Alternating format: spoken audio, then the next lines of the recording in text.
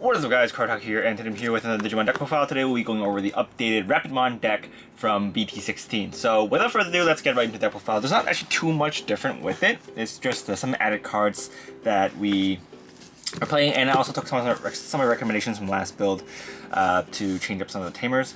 So yeah, let's go on with the Digitamas. So for the Digitamas, we're running 4 of the Gummymon, but the other really good option is Nadomon if you want to have a bit of a thicker Digimon, if you want to use it to block or just be able to survive more attacks on a BP. But yeah, we're running 4 Gummymon just to get more draws. For the level 6s, we are running 4 of the Mega Gargomon Ace from the start deck 17. So this is a pretty amazing Ace Digimon that Digivolves on top of any Rapidmon. And yeah, on evolution, you can rest 2 Tamers at a Digimon, and then on the opponent's turn, 2 of your opponent's Tamers and Digimons cannot unsuspend or Digivolve, which is very, very key. And he also acts as a unsuspender when he attacks, so you can do 2 attacks with it, which is pretty nice. Next is another level 6 that we have from the deck, which is also really good because it can evolve on top of any. It can evolve on top of any Rapidmon for 4 cost. So basically, you'll be able to go into your level 6s pretty quickly on top of your level 4s. So it's got Armor Purge. On evolution, you can rest all of your opponent's Digimon, and then afterward, this Digimon can attack. So you can even attack. It's kind of like a pseudo blitz. And then, while Rapidmon or X-Antibody instance card source, all of your opponent's suspended Digimon get minus 4,000 DP. So even if you rest it, you can use it to attack. Very good. And on all turns, when your opponent's Digimon is deleted by battle, or have 0 DP, you can gain 2 memory. So overall, this is just a really solid addition to the deck, and it's got a lot of things I can do. Just mainly help you get memory back, help you soften up your opponent's Digimon, because it works on your opponent's turn too. So if they have like a 12k Digimon and this is rested on your boat, they turn to 8k, so that might prevent them from attacking into your security because it makes it a lot squishier, which is really nice. So next, we are also going to be running 4 of the Rapidmon from ST17. This is pretty good just because it is immune to opponent's effects to delete or bottom deck or return a hand. So we're just using it here to be a little bit more, just more protection for the deck. Now moving on to the level 4s, because we're not running that many level 5s since we can pretty much skip to level 6 pretty easily. But I like the Rapidmon in here just because of the protection and the Digi-Evolution. But some people opt to cut this out entirely to have more flexibility in the deck, which is fine. Or you can cut this down to like 2 if you want, just because you can have this slot to be more options or more utility cards or more Tamers if you want. So yeah, this slot is pretty flexible. It's a flex slot for the deck. Next is 4 of the Rapidmon from SC17. It's got Blocker, Armor Purge, and on both players' turn, while this card's rested, all your opponent's Digimon and security get minus 4,000 DP. So this is another really amazing card.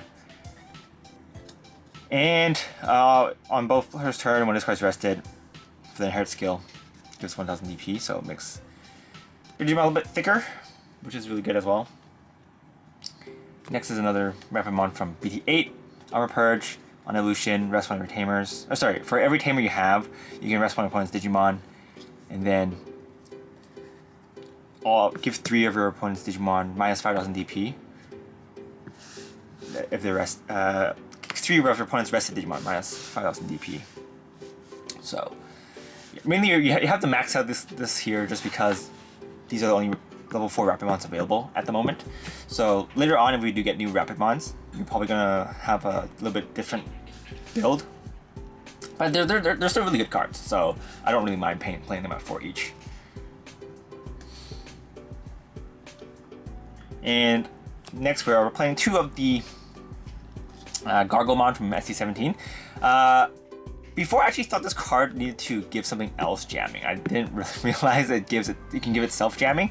So we're running 2 of this just because you can use this as an early game attacker if you need it. And you know, worst comes to worst, you can use this to attack. Like if you don't have enough memory, you can use this to attack and then Digivolve into your Rapidmon to pass turn. And then on your opponent's turn, you can still Digivolve into your your Mega Gargomon if your opponent attacks. So not a bad play. And the hair skill also gives you 1000 DP, so it makes it a little bit more thick. So yeah, in this build, I am going to be running this over the 1-cost Gargomon just because the 1-cost Gargomon I was running before, it was pretty good, but the only way to fully utilize it is to go into your level 5 Rapidmon. And so by having this Gargomon, you can use it as it by itself has its use to just attack, which is nice because as long as it's rested, you can get one of your Digimon jamming. So very nice. And now moving on to level 3s, we are going to be running 4 of the Tamers X-Antibody. So when this Digimon would Digivolve into a Rapidmon or a Gargomon, you can reduce the cost by 1. So very, very good. Just because your 3 costs turns into 2 costs, which is really nice. And if you have Willis on the board, you can further reduce the cost. So it's just really good. And having piercing is pretty good as well. So giving your Digimon piercing is nice because you can attack into your opponent's Digimon, especially with the new Rapidmon level 6. The X-Antibody lets you attack afterwards, so you can pierce and still do security checks. Next, for the other level 3 running the Searcher from BT8, lets you grab a Gargomon or a Rapidmon. And it's just top 5, which is a pretty nice range. So running 4 of those. We're also running 4 of the Tamers from ST17. This one just lets you play a Tamer for 2 costs less. So yeah. We're not running Rapidmon anymore just because we are running a full Tamers lineup. Just because I don't think Alliance is as useful in this build. I'm going to do a separate Rapidmon deck that focuses on Alliance later, so stay tuned for that.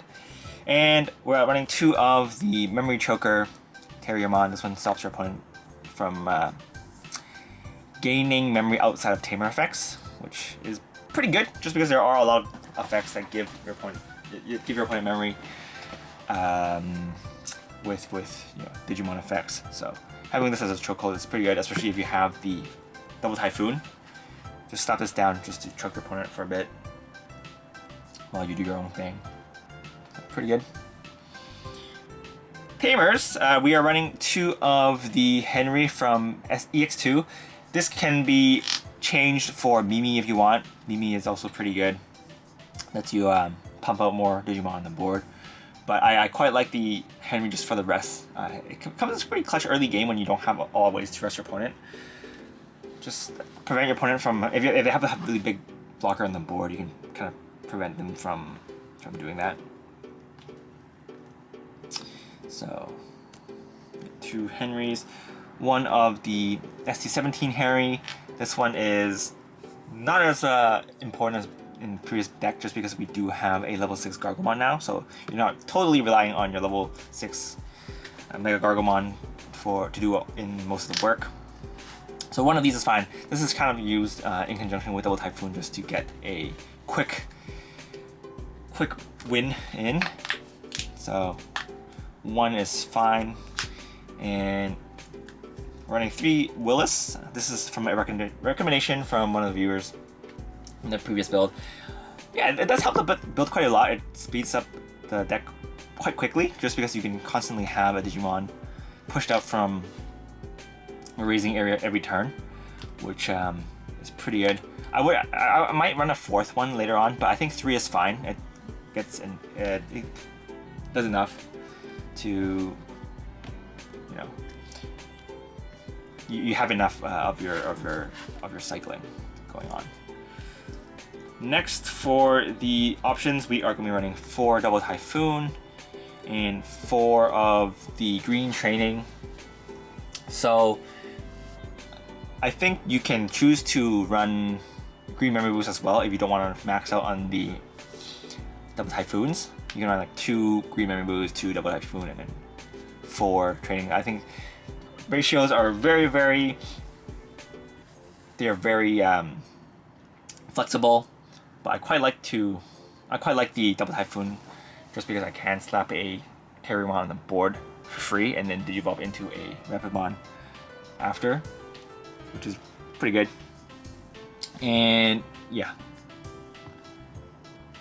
Also, if you don't want to max these out, you can also run some removal if you want. I think, like running giant missiles. But I like the consistency and just having a setup board to go off after I set up. So yeah, that's pretty much the build. It's a very fun deck to play, and definitely very happy Tamers is viable, just because it wasn't good for so long that, you know, I think it's well deserved. Now hopefully Gallantmon will get the same treatment, please. Alright, so that's pretty much it for this deck profile. Hope you guys enjoyed it. If you guys have any questions, feel free to leave a comment down below. But this is Kotaku, and I will see you guys next time.